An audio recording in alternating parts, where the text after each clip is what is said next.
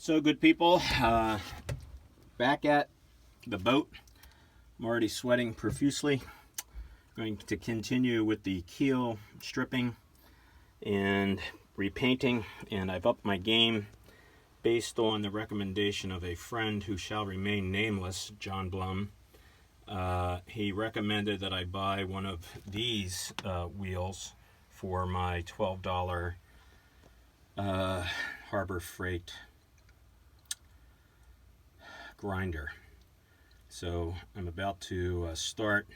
You see the miscellaneous other tools that I have, a Rust-Oleum primer with rust inhibitors.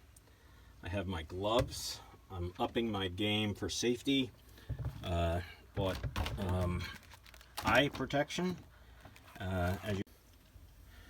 Okay, we're back after about no more than a minute of grinding. And as good friends are, we hate to give each other credit.